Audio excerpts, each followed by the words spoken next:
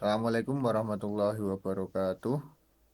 Perkenankan, kelompok kami akan mempresentasikan hasil kerja kami yaitu desain UI UX untuk website, sistem dashboard, dan manajemen penjualan bibit dan tanaman hias untuk usaha mandiri Magelang.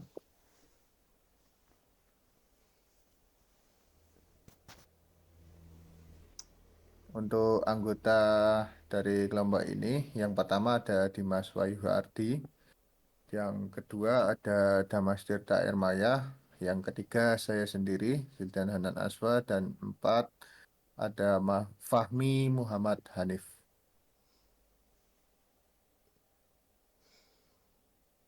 Untuk garis besarnya sendiri, gambaran umum proyek ini itu ditujukan untuk toko usaha mandiri yang merupakan UMKM yang beroperasi di Jalan Raya Magelang, Purworejo KM 13, Tempuran, Kabupaten Magelang. Yang UMKM ini sendiri sudah berdiri sejak tahun 2015 dan bergerak di jual beli bibit, buah, tanaman hias, bunga, sayur, dan kayu, dan juga perlengkapan pertanian lainnya. Dan untuk fitur-fitur utama yang diusung untuk website ini yaitu yang pertama untuk memudahkan pemasaran dari UMKM tersebut. Dan yang kedua itu untuk penjualan, fitur penjualan. Dan yang ketiga ada manajemen inventaris.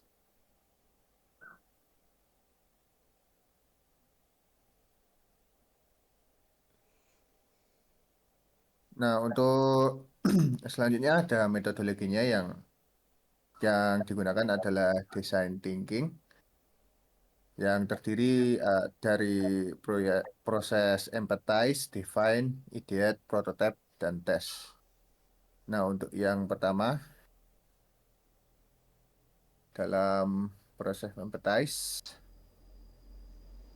latar belakangnya sendiri yaitu di era digital ini kebutuhan akan kehadiran online semakin penting bagi berbagai jenis bisnis, termasuk juga UMKM ya, yang mana bidang penjualan tanaman hias dan bibit juga salah satu U- UKM yang memerlukan itu.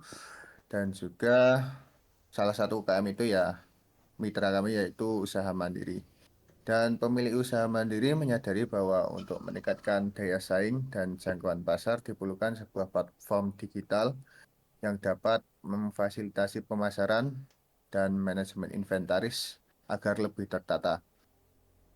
Dan website yang didesain dengan baik dapat menjadi alat pemasaran yang kuat. Selain meningkatkan visibilitas usaha di pasar online, website juga dapat menyediakan informasi yang dibutuhkan oleh pelanggan secara cepat dan efisien. Melalui wawancara yang dilakukan terhadap pemilik usaha mandiri kemarin, itu ditemukan bahwa ada beberapa kebutuhan spesifik yang harus dipenuhi oleh website, yaitu untuk menjawab hipotesis kami, yaitu yang pertama, apakah website usaha mandiri akan meningkatkan visibilitas dan penjualan produk tanaman hias dan bibit?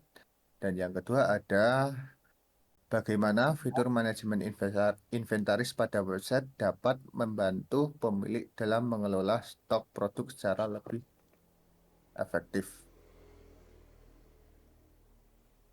Nah, selanjutnya akan dilanjutkan oleh teman saya. Oke, ini adalah hasil wawancara di mana kebutuhan pasar. Pemilik memerlukan platform yang dapat menjangkau pelanggan potensial lebih luas, terutamanya di luar daerah tempat usaha beroperasi. Dan kebutuhan lainnya adalah fitur manajemen inventaris. Pemilik pemilik usaha ini memerlukan sistem yang dapat membantu dalam melacak jumlah stok secara real time, mengatur pemesanan ulang produk, serta memberikan laporan stok yang akurat. Next.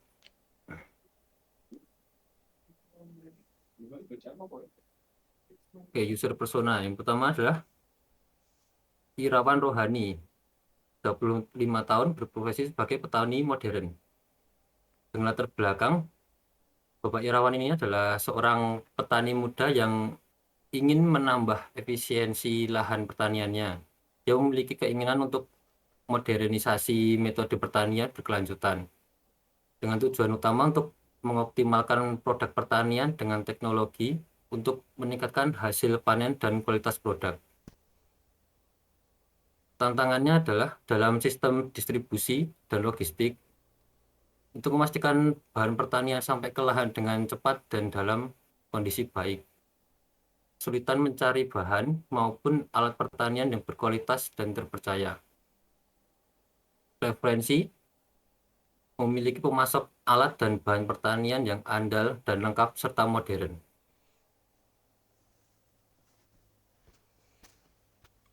Untuk user persona yang kedua ada Bapak Slamet, berusia 55 tahun. Beliau merupakan seorang petani konvensional. Bapak Slamet merupakan petani yang telah bertani selama lebih dari 30 tahun dengan menggunakan metode tradisional yang diwariskan turun-temurun. Jadi masih menggunakan metode-metode yang cukup tua.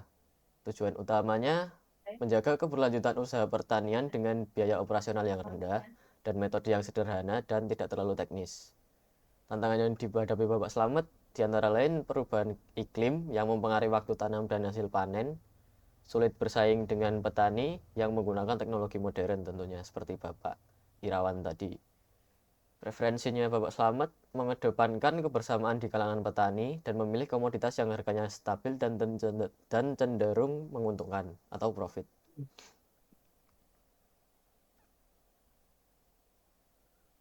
Untuk customer journey map terdapat 5 tahap. Yang pertama adalah tahap kesadaran. Kegiatan yang dilakukan adalah mendengar referensi bisa jadi dari mulut ke mulut atau mungkin dari sosial media, WA atau dari manapun, atau melihat iklan website. Emosi yang dihasilkan adalah tertarik. Touchpoint yang disumberkan berasal dari website atau media sosial tadi. Peluang perbaikannya meningkatkan jangkauan website ke lebih banyak area atau cakupan daerah yang tercover. Yang kemudian ada pertimbangan. Kegiatannya adalah mengunjungi website usaha mandiri setelah berada di tahap yang tadi. Emosi yang ditimbulkan adalah berharap atau harapan. Touchpoint yang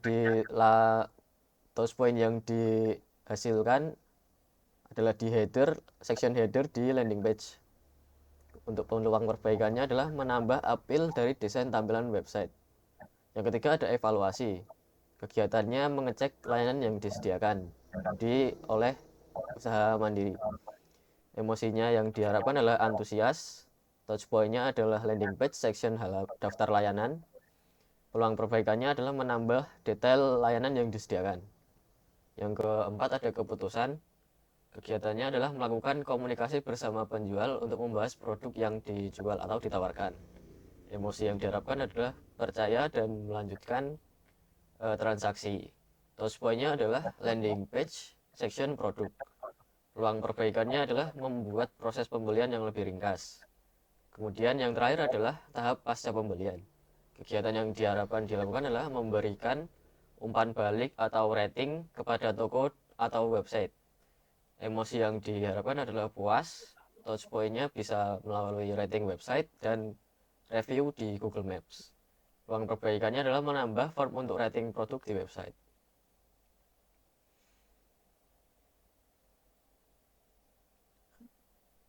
Solusi permasalahan yang dapat ditawarkan ya di antara lain, yang pertama adalah mengembangkan desain UI UX yang mudah digunakan oleh semua pengguna, baik mereka yang awam teknologi maupun yang sudah berpengalaman, merupakan prioritas utama, sehingga contoh-contoh pengguna seperti Bapak Slamet dan Bapak Irawan dapat menggunakannya secara setara. Pendekatan ini memastikan bahwa setiap elemen desain tidak hanya menarik secara visual, tetapi juga berfungsi dengan baik. Yang kedua adalah melengkapi homepage website dengan fitur-fitur esensial yang dapat mengoptimalkan pengalaman pengguna selama kunjungan. yang merupakan adalah hal yang sangat penting. Elemen-elemen penting seperti tampilan yang responsif, pencarian yang mudah, dan informasi produk yang jelas harus diintegrasikan secara strategis agar pengguna dapat mengakses informasi yang mereka butuhkan dengan cepat. Sehingga eh, website dapat diakses dimanapun, kapanpun, dan sesukanya. Kemudian akan dilanjutkan oleh teman saya.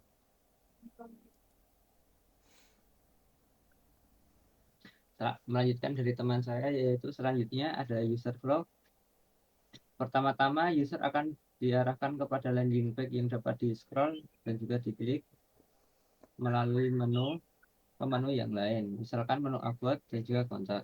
Dan apabila user ingin melihat produk yang ditawarkan, jika tidak maka flow berhenti, dan jika iya maka user akan diarahkan ke produk baik.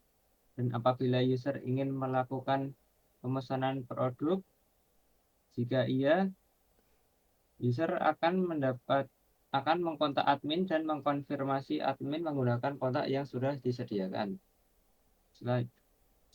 Jika user tidak ingin memesan produk, maka user flow berhenti. Dan jika user sudah mengkonfirmasi admin, user akan melakukan pembayaran, dan setelah itu user akan dikirimkan update melalui kontak, dan user flow selesai. Selanjutnya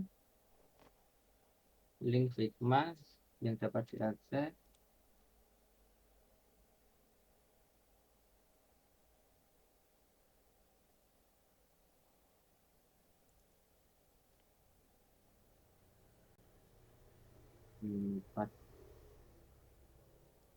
Pada Figma terdapat desain low fidelity, high fidelity, dan juga prototype.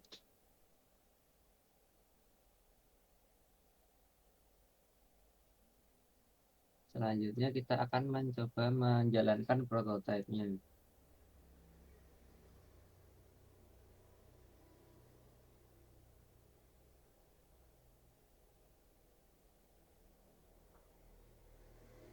Nah, dalam landing page ini user dapat menekan tombol login yang akan dialihkan ke tombol ke halaman autentikasi, dan juga user dapat meregisternya.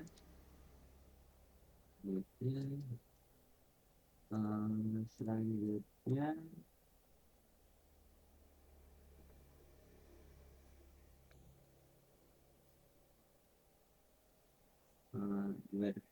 ini adalah desain dari wireframe kami.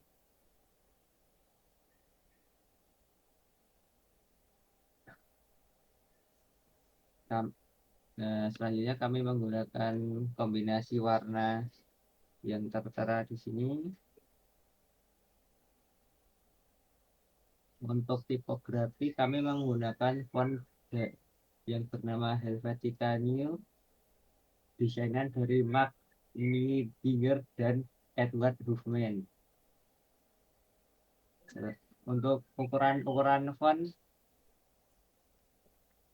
sudah tertera di sini. Selanjutnya ikonografi. Untuk icon kami mengambil icon-icon yang terdapat dari font Iwesom. Ini contohnya.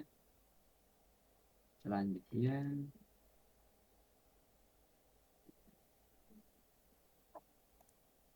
implementasi sistem front end, landing page, section header.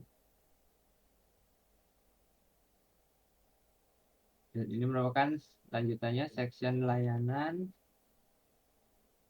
section produk, section tentang,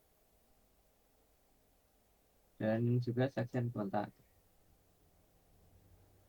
Untuk front end halaman login page, ini register page, Ini dashboard untuk admin. Dan selanjutnya akan dilanjutkan oleh teman saya. Oke, untuk selanjutnya ini hasil pengetesan dari kuesioner SUS yang kami lakukan untuk menilai desain dari eh, website usaha mandiri tersebut. Di sini kita bisa lihat dari 10 responden merujuk pada tabel skor SUS itu mendapat hasil 78 ya. Jadi untuk nilai 78 di kuesioner SUS itu masuk ke dalam kategori good sehingga dapat dikatakan desain prototipe yang ini memiliki tingkat penerimaan yang baik. Seperti itu. Dan selanjutnya ini untuk link GitHub front end dari penerapan desain di front end dapat diakses di link GitHub ini dan link presentasi akan menyusul. Mungkin itu saja yang bisa kelompok kami sampaikan untuk presentasi desain UI UX kali ini. Bila ada kurang lebihnya mohon maaf. Wassalamualaikum warahmatullahi wabarakatuh.